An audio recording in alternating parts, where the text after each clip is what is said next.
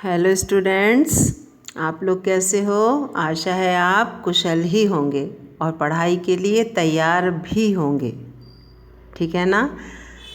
तो स्टूडेंट्स, हम इस वीडियो पार्ट 4 में नमक का दरोगा कहानी पढ़ेंगे।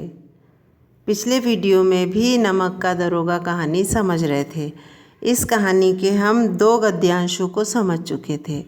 अब हम तीसरे गद्यांश को समझेंगे, इसलिए आप लोग उस पर अपना ध्यान केंद्रित कीजिए।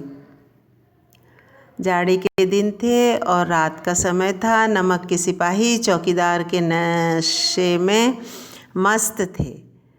मुंशी वंशीधर को यहाँ आए अभी 6 महीनों से अधिक न हुए थे, लेकिन इस थोड़े समय में ही उन्होंने अपनी कार्यकुशलता और उत्तम आचार से अफसरों को मोहित कर लिया था।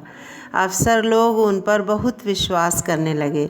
नमक के दफ्तर से 1 मील पूर्व की ओर यमुना नदी बहती थी।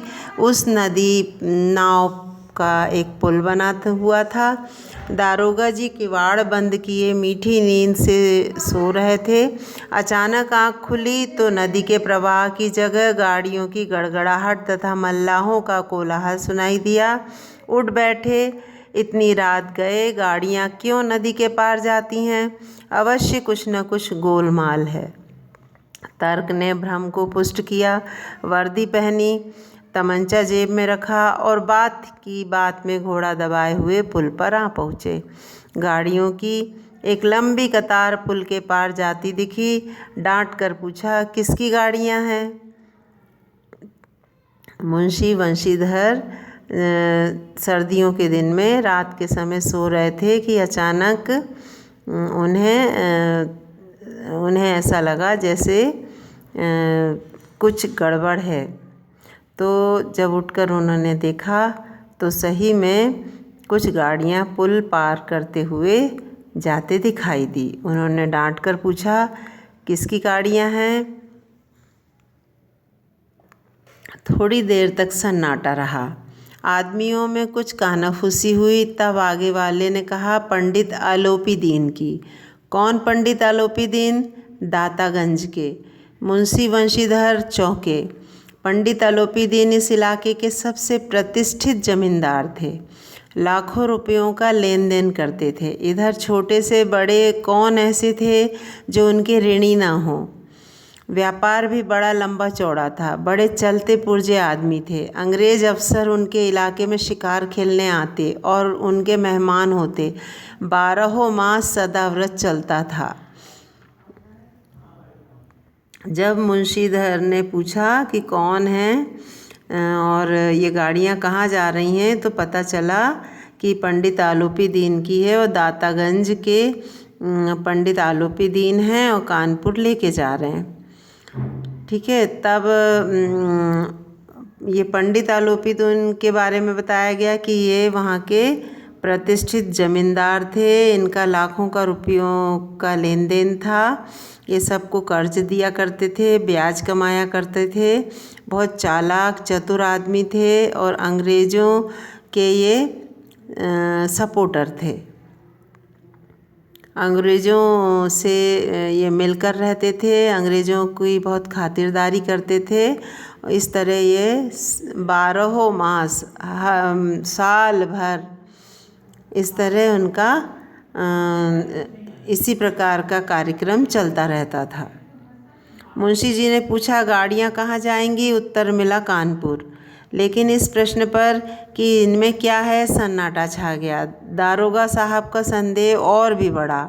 कुछ देर तक उत्तर की बाट देखकर वह जोर से बोले, क्या तुम सब गूंगे हो गए हो?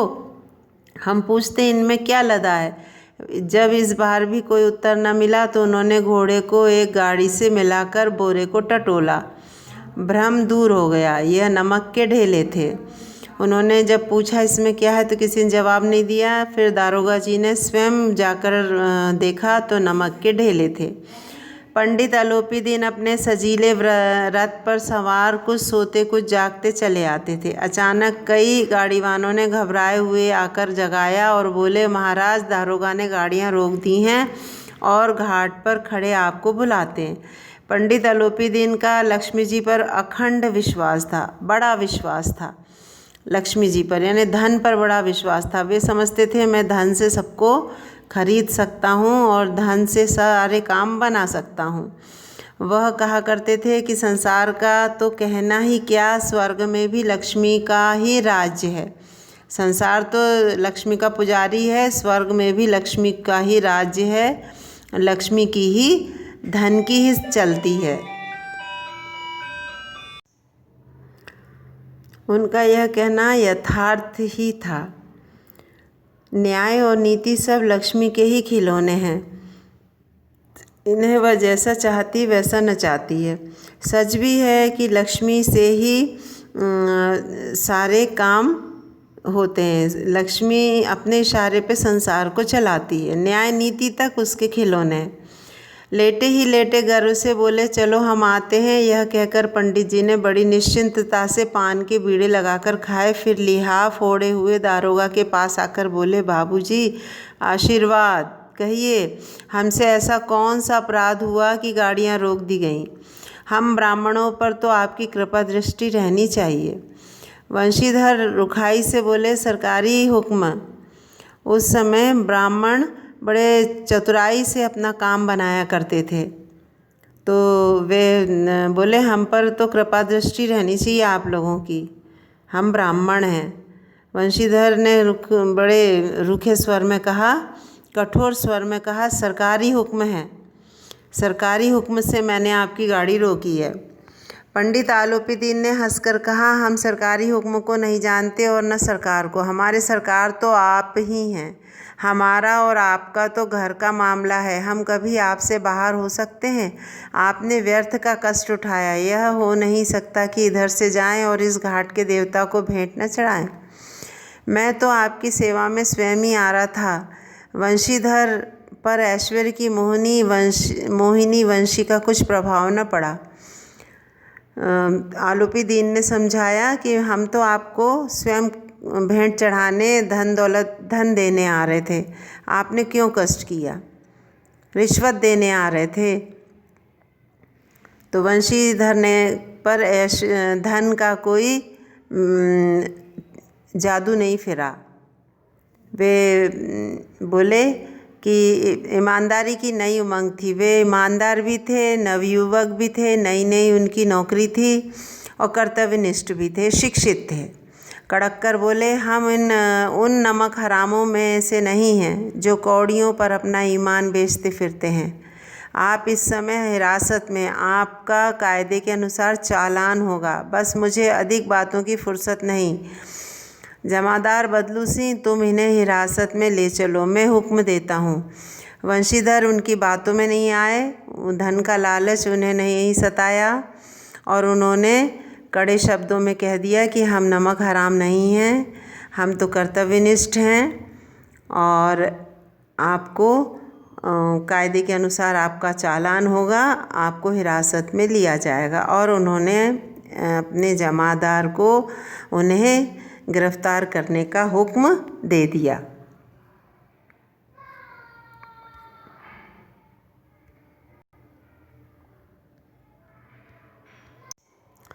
यह सुनकर पंडित आलोपीदीन भी आश्चर्य में पड़ गए और वानों में हलचल मच गई।